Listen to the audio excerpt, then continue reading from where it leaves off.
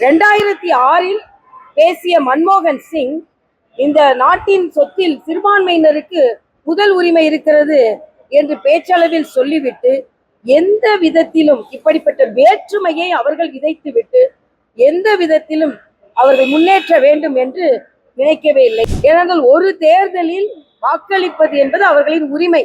அந்த உரிமை அவர்கள் கையில் அடையாள அட்டை வைத்திருந்த போது கூட மறுக்கப்பட்டிருக்கிறது. சின்ன சின்ன விஷயத்துக்கெல்லாம் குரல் கொடுக்கும் முதலமைச்சர் வாக்குரிமை பல பேரிடம் பறிக்கப்பட்ட பின்பு ஏன் ஒற்றை வார்த்தை கூட சொல்லாமல் இருக்கிறார் என்பதுதான் எங்க சந்தேகம்.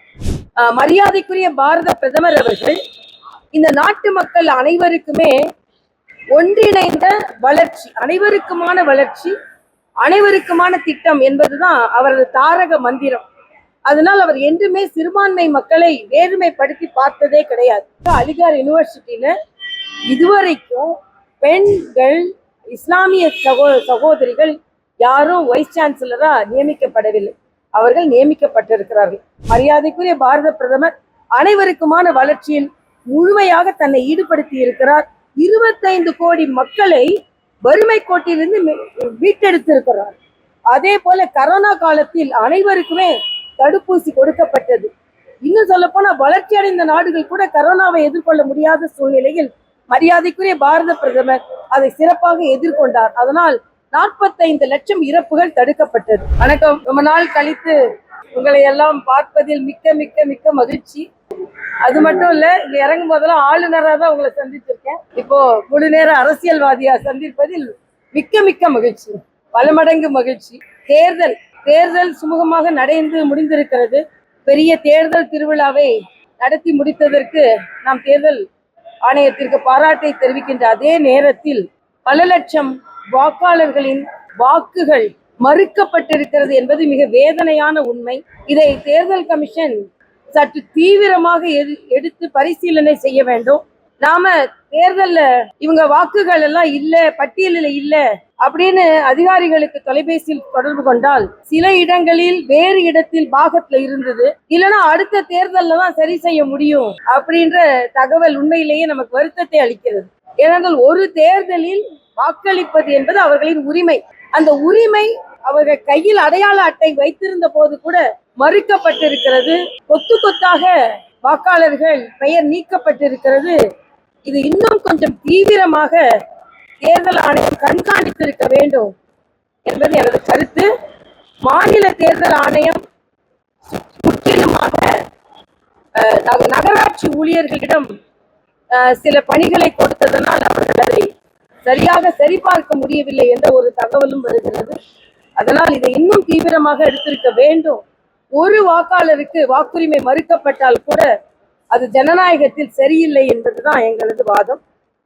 மரியாதைக்குரிய பாரத பிரதமர் அவர்கள் இந்த நாட்டு மக்கள் அனைவருக்குமே ஒன்றிணைந்த வளர்ச்சி, அனைவருக்குமான வளர்ச்சி, அனைவருக்குமான திட்டம் என்பதுதான் அவரது தாரக மந்திரம். அதனால் அவர் என்றுமே சிறுபான்மை மக்களை வேறுமைப்படுத்தி பார்த்ததே கிடையாது. இதில் இந்த மதத்தை சார்ந்தவர்கள், இந்த மதத்தை சார்ந்தவர்கள் என்று எந்த வேறுபாடும் கிடையாது. அதனால்தான் சப்கா சாத் சப்கா விகாஸ் என்று அனைவருக்குமான ஒருங்கிணைந்த வளர்ச்சி என்ற ஒரு தாரக மந்திரத்தை 10 ஆண்டு காலமாக சொல்லி வருகிறார். ஆனால் காங்கிரஸ் இந்த நாட்டை ஏறக்குறைய 50 ஆண்டுகள் ஆண்ட பின்பும் சிறுபான்மையின மக்களின் வாழ்வாதாரத்தை அடித்தட்டிலேயே வைத்திருந்து அவர்களை ஒரு வாக்கு வங்கியாக மட்டுமே பயன்படுத்தி கொண்டு வந்தார்கள். 2006 பேசிய மன்மோகன் சிங் இந்த நாட்டின் சொத்தில் சிறுபான்மையினருக்கு முதல் உரிமை இருக்கிறது என்று பேச்சளவில் சொல்லிவிட்டு எந்த விதத்திலும் இப்படிப்பட்ட வேற்றுமையை அவர்கள் விதைத்துவிட்டு எந்த விதத்திலும் அவர்கள் முன்னேற்ற வேண்டும் என்று நினைக்கவே இல்லை. மரியாதைக்குரிய பாரத பிரதமர் அவர்கள் குறிப்பாக இஸ்லாமிய பெண்கள், ஏன் நாங்கள் போட்டி போட்ட தொகுதிகளில் கூட இஸ்லாமிய பெண்கள் முழு ஆதரவை தெரிவித்தார்கள். ஏனென்றால் அவர்களுக்கு முத்தலாக்கில் இருந்து விடுதலை கொடுக்கப்பட்டிருக்கிறது. பெண் உரிமை என்று பேசுகிறார்கள், இன்று அண்ணன் ஸ்டாலினும் பேசுகிறார். ஆனால் அவர்கள் ஆட்சி செய்த காலத்துல பெண்கள் தனியாக ஹஜ் யாத்திரைக்கு போக முடியாது என்ற உரிமையை கூட மீட்டெடுக்க வேண்டும் என்று அவர்கள் நினைக்கவில்லை. ஆனால் மரியாதைக்குரிய பாரத பிரதமர் தான் பெண்கள் ஹஜ் யாத்திரைக்கு தனியாக கூட போய் வர முடியும், அது விசா சரியாக அவங்களுக்கு கொடுக்கப்பட வேண்டும் என்ற தளர்வுகளையும் ஏற்படுத்தி எல்லாவற்றிற்கும் மேலாக அலிகார் யூனிவர்சிட்டியில இதுவரைக்கும் பெண்கள் இஸ்லாமிய சகோதரிகள் யாரும் வைஸ் சான்சலரா நியமிக்கப்படவில்லை. அவர்கள் நியமிக்கப்பட்டிருக்கிறார்கள். ஆக எல்லா விதத்திலும் சிறுபான்மை மக்களுக்கு உயர்வை தருகின்ற பிரதமரை ஏதோ சிறுபான்மை மக்களுக்கு எதிராக இருப்பதை போலவே ஒரு சித்திரத்தை ஏற்படுத்தி ஏதோ இவர்கள் மட்டுமே அவர்களுக்கு பாதுகாவலர்கள் என்ற ஒரு தோற்றத்தை ஏற்படுத்தி இந்த தேர்தலை முன்னெடுத்து செல்ல விளைகிறார்கள். மரியாதைக்குரிய பாரத பிரதமர் அவர்கள் ஊடுருவல்காரர்கள், அவர்களிடம் நம் சொத்து பறிபோகிவிடக் கூடாது என்பதைத்தான் அவர் தெளிவாக சொன்னார். நீங்க நல்லா பாத்தீங்கன்னா பாகிஸ்தான்ல இருந்து பல பேர் ஊடுருவி இருக்கிறார்கள். என் மேற்கு வங்கத்துல ஒரு கோடி பேருக்கு மேல அவர்கள் ஊடுருவல்காரர்கள் இருக்கிறார்கள். அவர்களுக்கு அந்த மாநில அரசு ரேஷன் கார்டு வரைக்கும் கொடுத்து வைத்திருப்பதனால் அந்த பகுதி மக்கள், நம் மக்கள், நாட்டு மக்களின் அந்த செல்வங்கள் எல்லாம் பறிபோகிறது என்ற எண்ணத்தில் தான் இதையெல்லாம் சொல்லப்பட்டதே தவிர காங்கிரஸ் வேண்டும் என்றே, இன்னும் சொல்ல போனா அதுக்கு எதிர்த்து சொல்றது கூட ராகுல் காந்தி இங்க இல்ல, எங்க போயிருக்காருன்னே தெரியல, வெளிநாடு போயிட்டாருன்னு சொல்றாங்க.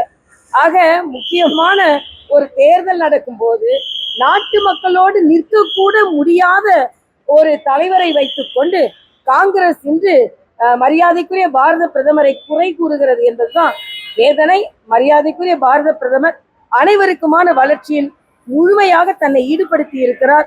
25 கோடி மக்களை வறுமை கோட்டிலிருந்து மீட்டெடுத்திருக்கிறார். அதே போல கரோனா காலத்தில் அனைவருக்குமே தடுப்பூசி கொடுக்கப்பட்டது. இன்னும் சொல்ல போனா வளர்ச்சி அடைந்த நாடுகள் கூட கரோனாவை எதிர்கொள்ள முடியாத சூழ்நிலையில் மரியாதைக்குரிய பாரத பிரதமர் அதை சிறப்பாக எதிர்கொண்டார். அதனால் 45 லட்சம் இறப்புகள் தடுக்கப்பட்டது. ஆக இந்த தேர்தல் மரியாதைக்குரிய பாரத பிரதமரின் வளர்ச்சிக்கான தேர்தல். அதை வேண்டும் என்றே திசை திருப்பதற்கு காங்கிரஸ் முயற்சி செய்கிறார். நீங்க நிறைய சந்தர்ப்பங்கள் தேர்தல் ஆணையம் கொடுத்துட்டே இருக்கு. ஆனா பிஜேபி ஏன் கிரவுண்ட் லெவல்ல போய் அவங்க திமுக அதிமுக மாதிரி ஏன் வாக்காளர் பட்டியலை சரிபார்க்காம இருக்கீங்க? பிஜேபிக்கு கிரவுண்ட் லெவல்ல மெம்பர்ஷிப் கம்மியா இருக்கு. அப்ப நீங்க கேட்கிற கேள்வியில இருந்து அது பிஜேபி வாக்காளர்கள் தான் புரிஞ்சுக்கிறீங்களா? நான் கேட்கிறேன், இது வாக்காளர்கள் தான் நாம சொல்றோம். அப்ப திமுக அந்த வாக்காளர்கள் பட்டியலில் இருந்து நீக்கப்பட்டதுல அக்கறை இல்லையா? இதுலதான் எங்களுக்கு சந்தேகம் வருகிறது. ஏன்னா சின்ன சின்ன விஷயத்துக்கெல்லாம் குரல் கொடுக்கும் முதலமைச்சர் வாக்குரிமை பல பேரிடம் பறிக்கப்பட்ட பின்பு ஏன் ஒற்றை வார்த்தை கூட சொல்லாமல் இருக்கிறார் என்பதுதான் எங்க சந்தேகம். ஏனென்றால் பார்த்து பார்த்து பார்த்து, ஏனென்றால் நான் போட்டியிட்ட 199, 201, 202 தொகுதிகள் கவுன்சிலராக இருக்கின்ற பாரதிய ஜனதா கட்சிக்காக விழுந்த வாக்குகள். நான் ஒரே ஒரு கேள்விதான் கேட்கிறேன். வாக்குரிமை பறிக்கப்பட்டால் திராவிட முன்னேற்ற கழகத்தை சார்ந்தவர்களும் திராவிட முன்னேற்ற கழகத்தை சார்ந்த கூட்டணி கட்சிகளும் ஏன் மௌனம் சாதிக்கிறீர்கள்? மக்களின் உரிமையை பெற்று தருகிறோம், எங்க உரிமையை விடவே மாட்டோம், நாங்கள் உரிமை எல்லோரும் பறித்து கொண்டிருக்கிறார்கள், மாநில உரிமையை நாங்கள் மீட்டெடுத்துக் கொண்டிருக்கிறோம் என்று சொல்லும் முதலமைச்சர் அவர்கள் மக்களின் ஜனநாயக உரிமை பறிக்கப்பட்டிருக்கிறது, ஏன் ஒரு வார்த்தை கூட சொல்லவில்லை? இதைத்தான் நான் கேட்கிறேன். நீங்க உரிமையை நாங்கள் மீட்டெடுக்கிறோம் என்றால் வாக்குரிமை மக்களின் உரிமை. நாளைக்கு மக்களை இங்க ஆர்ப்பாட்டம் வைத்திருக்கிறார்கள் நான் கேள்விப்பட்டேன். ஏன் கூட்டணி கட்சிகளும் சரி முதலமைச்சரும் சரி வாக்குரிமை பறிக்கப்பட்டதற்கு ஏன் ஒரு வார்த்தை கூட சொல்லவில்லை? இது உள்நோக்கம் இருக்கிறது. ஏனென்றால் இவர்கள் ஊழியர்களை வைத்து என்னென்ன மாநில தேர்தல் ஆணையம் தான் அதை சரி செய்து கொண்டிருந்தது. இன்னும் சொல்ல போனா நான் சொல்ற டி நகர்ல ஏற்கனவே கவுன்சிலர்ல ஓட்டு போட்டவர்கள் 6 மாதத்திற்குள் நீக்கப்பட்டு இருக்கிறார்கள். வெரிஃபை பண்ண லிஸ்ட் அது. அதனாலதான் நாங்க சொல்றோம், நீங்க ஏன் சும்மா இருக்கிறதை வைத்தே நீங்கள் தான் இது காரணமாக இருப்பீர்கள் என்று நாங்கள் குற்றம் சாட்டுகிறோம். இதுக்கு பதில் சொல்லுங்க. உரிமையை மீட்டெடுக்கிறோம், ஒருவரின் உரிமை பறிக்கப்பட்டால் கூட அது தவறுதானே? கூட்டணி கட்சிகளில் இருந்து முதலமைச்சர்ல இருந்து ஏன் மௌனம் சாதிக்கிறார்கள்? அப்பனா இது வேண்டுமென்றே நடத்தப்பட்டது என்பது பட்டவர்த்தனமாக தெரிகிறது என்பதைத்தான் நான் சொல்கிறேன்.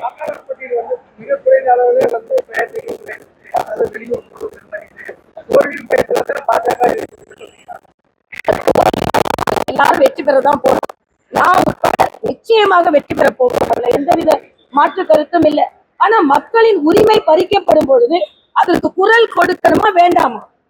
மக்களின் உரிமை பறிக்கப்பட்டு அதற்கு குரல் கொடுத்தால் தோல்வி பயம் என்று சொன்னால் நீங்க தான் தோல்வி பயத்துல இப்ப அமுக்கமா இருக்கீங்கன்னு நான் சொல்றேன்.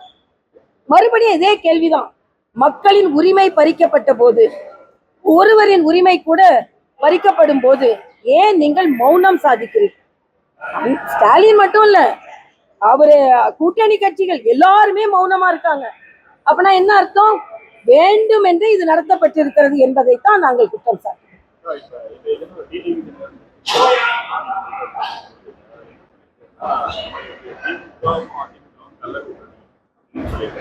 இதுக்கு முன்னாடி வந்து அண்ணாமலை என்ன சொல்லியிருக்காரு, பிரச்சாரத்தப்ப வந்து அதிமுக டிடிவி இந்த மாதிரி ஒரு ஆட்டம் இப்போ வந்து பாஜக இல்ல நாங்க என்ன சொல்றோம்னா, நாங்க ஒரு தேசிய சக்தியாக மக்களுக்கு நல்லது நடக்க வேண்டும் என்று நாம மக்களுக்கு நல்ல திட்டங்களை கொண்டு வந்து நம்ம கொண்டு வரப்போகிறோம். ஆனா அவரு அது சகோதரர் தினகரன் அவர்கள் சொல்வதை போல வேறு தேசிய சக்திகள் எதுவும் உள்ள வந்துடக்கூடாது, நல்லது அவர்களுக்கு நடந்துவிடக் கூடாது என்பதற்காக சில இயக்கங்கள் ஒன்றாக இருந்திருக்கலாம். அது வாய்ப்பு இருக்கிறது. தமிழகத்தில் இது மாதிரி நடந்திருக்கிறது இதற்கு முன்னாலே. மத்திய அரசுக்கு இணையா சம்பளம் வேணும்னு சொல்லி டாக்டர்ஸ் கோரிக்கை வைக்கிறாங்க தமிழ்நாடு கவர்மெண்ட். டாக்டர் நீங்க எப்படி பாக்குறீங்க? நிச்சயமாக அவர்களுக்கு இன்னும் பல சலுகைகள் கொடுக்கப்பட வேண்டும். உயர்கல்வி படிக்கின்ற மருத்துவ மாணவர்கள், பிஜி ஸ்டூடெண்ட்ஸ்க்கு இன்னும் பல அழுத்தங்கள் தமிழகத்தில் இருக்கிறது. இவையெல்லாம் சரி செய்யப்பட வேண்டும். எல்லாத்துக்கும் மேல நாங்க இபிடி கொடுக்கும்போது மரியாதைக்குரிய பாரத பிரதமர் நேரடி பண பரிவர்த்தனை மக்களுக்கு இருக்கணும்னு சொல்லும்போது அதை எல்லாரும் சொன்னாங்க. 2 நாட்களா தமிழ்நாட்டுல என்ன நடந்துகிட்டு இருக்கு? கஞ்சாக்கு அடிதடி, அதே மாதிரி ரேஷன் அரிசிக்கு அடிதடி. அது என்னதான் இங்க நடந்து கொண்டு இருக்கு? அரசியல்லையும் அடிதடி, அரிசிக்கும் அடிதடினா என்ன அர்த்தம்? அதுல அரிசியை வாங்கி பாலிஷ் பண்ணி அதை மாவாக்கி அதை கடத்தல் செய்யறாங்க. அதுக்கு திராவிட முன்னேற்ற கழகத்தை சார்ந்தவர்கள் கூட்டு. அதே மாதிரி சாதிக்குள்ள இருந்தாலும் அவர் என்ன சாதிக்கணும்னு நினைச்சாலும் அது சாதிச்சிட்டாரு. நீங்க பாத்தீங்கன்னா எங்க பார்த்தாலும் போதை மருந்துகளால் சண்டை சச்சரவு, பொதுமக்கள் பாதிக்கப்படுகிறார்கள். கண்ணகி நகர்னு ஒரு இடம் இருக்கு, நான் போட்டி போட்ட தென் சென்னையில. ஒரு போதை ஆசாமி காவலர்களை அவர் அச்சுறுத்துகிறார். ஆக என்ன நடந்துட்டு இருக்கு தமிழ்நாட்டுல? எங்க போனாலும் போதை, எங்க போனாலும் கடத்தல். இங்க உள்ள அரசாங்கம் அதை சரி செய்யட்டும். அதை விட்டு நாங்க எப்ப பார்த்தாலும் மோடி அவர்களை நாங்க விமர்சனம் செய்வேன் என்று சொல்வது சரியல்ல என்பதை மக்கள் நன்றாக புரிந்து கொள்ள வேண்டும்.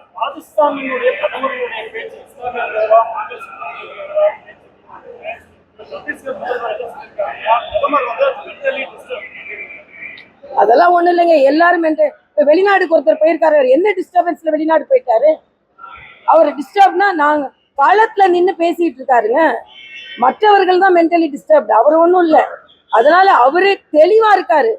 உத்தரப்பிரதேசத்துல நம் சிறுபான்மையினர் மக்களுக்கு இவ்வளவு நல்லது செய்திருக்காருன்னு சொல்லும் போது ஏன் அது காதுல விழ மாட்டேங்குது?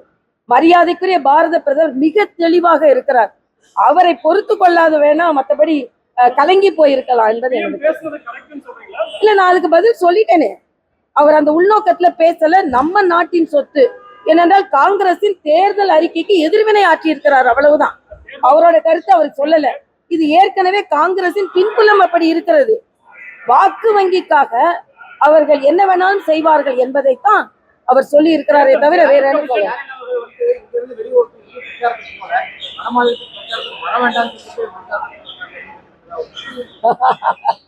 ஆமா, அந்த அந்த அளவுக்கு தான் அவங்களோட இருக்கு. அதாவது ஜெயில 2 சீஃப் மினிஸ்டர் இருப்பாங்க.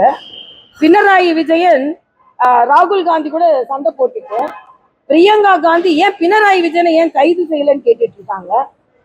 இன்னொன்று, இங்கே உள்ள ஒரு அமைச்சரே சிறையில இருக்காரு, துறையில்லாத அமைச்சர். அவருக்கு என்ன துறைன்னு அவரால் சிறைத்துறை கொடுத்துருக்காங்களான்னு எனக்கு தெரியாது. ஆக ஒரு சிறையில ஒரு அமைச்சர், சிறையில 2 முதலமைச்சர்கள், வெளிநாடுக்கு ஓடி போன ஒரு தலைவர், இவர்களை வைத்துக்கொண்டு இவர்கள் இந்தி கூட்டணி என்று பேசிக் கொண்டிருக்கிறார்கள். ஆனால் ஒட்டுமொத்தமாக நாட்டு மக்களுக்கு நல்லது செய்வதற்காக பாரத பிரதமரும் பாரதிய ஜனதா கட்சியும் தனது பிரச்சாரத்தை மேற்கொண்டிருக்கிறார்கள். மக்கள் அவர்களுக்கு வாய்ப்பளிப்பார்கள். ஸ்டாலின் வடநாட்டுக்கு போன ஒருவேளை ஹிந்தி எதிர்ப்பு, சனாதனம், இதெல்லாம் அவங்களோட சனாதனம்னு உடனே ஏற்றத்தாழ்வு என்னோட ட்விட்டர்ல கூட என்ன கடுமையா விமர்சிக்கிறேன். தயவு செய்து நான் திருப்பி சொல்றேன், எங்களை போல வேற்றுமையை களைந்தவர்கள் யாரும் கிடையாது. ஆனா உங்க கட்சியில உங்க வாரிசுகளை தவிர வேறு யாராவது வந்துவிட முடியுமா? மறுபடியும் நான் ஒரு சவால் விடுகிறேன். இன்னைக்கு உதயநிதிக்கு கொடுத்திருக்கின்ற முக்கியத்துவம் மற்ற தொண்டர்களுக்கோ கடுமையாக உழைக்கக்கூடிய தொண்டர்களுக்கோ கிடைக்கிறதா என்பதுதான். அந்த உரிமையை மறுக்கப்படுகிறது, அங்கே ஏற்றத்தாழ்வு இருக்கிறது. ஆனால் எங்கள் கட்சியில் அப்படி இல்லை. யார் வேணாலும் தொண்டராக மாறலாம், யார் வேணாலும் தலைவராகலாம், யார் வேணாலும் ஆளுநர் ஆகலாம், ஒரு அரசியல்வாதி ஆகலாம். அதனால எங்க ஏற்றத்தாழ்வுகள் மறுபடியும் திருப்பியும் அதே கேள்விதான். ஸ்டாலின் ஏன் இந்து விழாக்களுக்கு வாழ்த்து சொல்ல மறுக்கிறார்? இதுல என்ன ஏற்றத்தாழ்வு? அதனால நீங்க தான் தோல்வி அடைந்த கூட்டணி.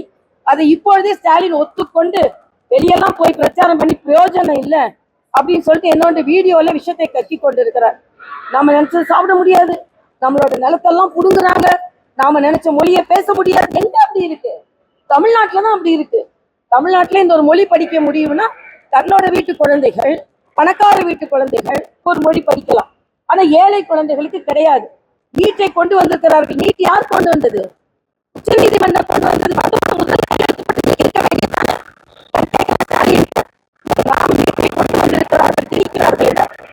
கையெழுத்து போட்டு நீக்குவேன்னு சொன்னீங்களே, ஏன் போடல? கையெழுத்து போட்டிருக்க வேண்டியதானே? கையெழுத்து உச்ச நீதிமன்றத்தை எதிர்த்து போட்டா தலையெழுத்து எப்படி இருக்கு நீங்க பார்த்திருப்பீங்க. நன்றி நன்றி நன்றி. மறுக்கலாம்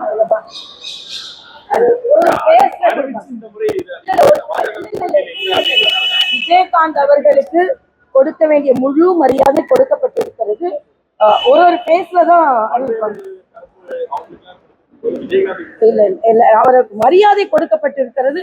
அவர் மீது மிகுந்த அன்பு வைத்திருக்கிறார் மரியாதைக்குரிய பாரத பிரதமர். நாங்களும் சகோதரர் விஜயகாந்த் மீது மிகுந்த அன்பு வைத்திருக்கிறோம். அதனால தயவு செய்து அந்த அன்பையும் அந்த மரியாதையும் கொச்சைப்படுத்த வேண்டாம் என்று நான் கேட்டுக்கொள்கிறேன்.